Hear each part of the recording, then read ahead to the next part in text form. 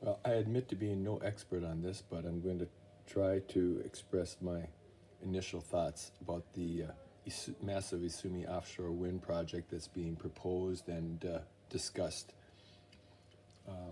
First thing is just recent news here. Last year, the announcement was made that the Fukushima failed wind project was completely shutting down. That was a 60 billion yen loss for an offshore wind project that did not work, and all the turbines are being taken down. Now, what has Japan government learned from that? One wonders.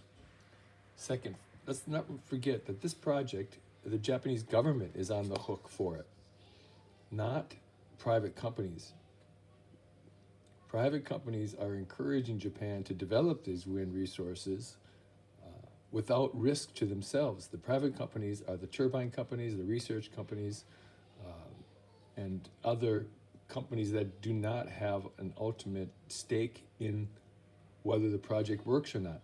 So there's a tremendous motivation to get the project going because obviously there's material costs and profits to be had in that regard. And I mean, I'm not against any of that if the project is feasible. Now,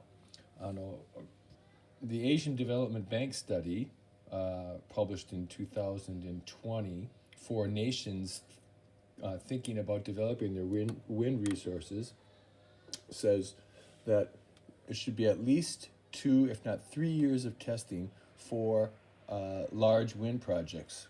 So this wind resource assessment, that's certainly one area that we all need to look at, the accuracy of it, what company performed it, how long did they perform it, and look at that data to make sure that this project is even viable from the WRA, or the Wind Resource Assessment. Where else do we go to? Just as a side, wind turbines must operate at 30 to 35% of capacity to become marketable. Again, this goes back to that wind testing. So, I mean, that's what the extent of what I know of it, but I know that this is darn important, and whether this has happened or not and who did it, it really should be job one of looking at this project and making sure it's a success or that the project doesn't happen. Other concerns that we have to learn, first of all, typhoon-resistant wind turbines. This is not an exact science. I mean, there are typhoon-resistant wind turbines, but they are more expensive, and don't expect them to be put in the Isumi Ocean. Now, why is that? Well, the technology is new. Maybe they're not as efficient, and they're certainly more expensive. So the traditional wind turbines are very susceptible to typhoons, and anyone who lives in the Chiba area knows we are in a typhoon hotspot. Now, the other issues, well, maintenance issues, and that's something that I don't really need to talk about, but the costs of maintenance, and then of course when the wind turbines reach their end of their life cycle, what happens then? And the project-based payback, this all goes back to Japan. The government is on the hook. This isn't a private company that is responsible if the project fails. Let's not forget that. This is your country. This is Japan that is proposing this. Other elements for this Isumi offshore wind project that need to be looked at, infrastructure issues have not been decided at all, and where will they be? People need to realize that a massive electricity generating project like this, if it actually can generate a massive amount of electricity, is going to require, first of all, large, huge power lines. Now, where are those power lines going to run from? Completely not decided yet. No input on that yet. Also, it's not just that you're going to be looking at wind turbines, you're also going to be looking at offshore substations, which are huge and rather unsightly. Again, that's a necessity. You need to take the power from the turbines and run it to offshore substations, which are huge. And then the big thing is, from these offshore substations, the power will go on to a massive onshore substations. Some of these substations are the same size as the Tokyo Dome. So where will that be? What part of Isumi, what part of Taito, or in between the two places, where will this massive onshore substation be built? And then this other issue here, community compensation.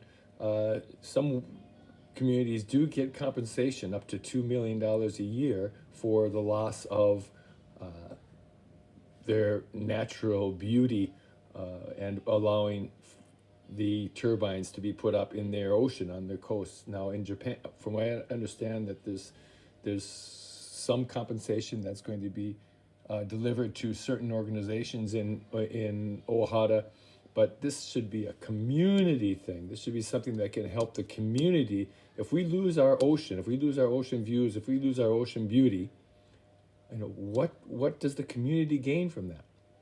I mean, we need to have a real equitable compensation. If it's 30% less electricity cost or something, or if it's a set amount of money every year. I mean, this is something that we all need to think about and needs to be discussed in an open way. And the last thing, of course, one of the negatives of massive wind turbine projects offshore, property values for people on the coast, and I'm one of them, and I admit that. But there's up to 30% loss in property values for people who live near the oceans where wind turbines come up. I mean, you basically, think about it, you're going from living near nature, living near the ocean, to living in an industrialized ocean park. It's a change from nature to industrial. And I'm not totally against this, but it's just something that we need to think about. And also 30% declines in tourism. People choose to go to other places to enjoy the ocean rather than looking at turbines, sitting on the beach and looking at turbines. I mean, these are issues that we really need to look at. Okay, so that's kind of my initial ideas here on the offshore wind project in Isumi. And again, I don't know everything.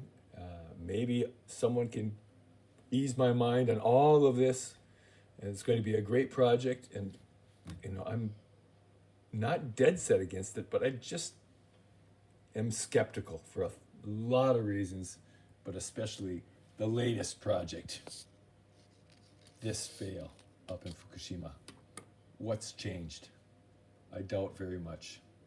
Thank you for listening. I'm Peter.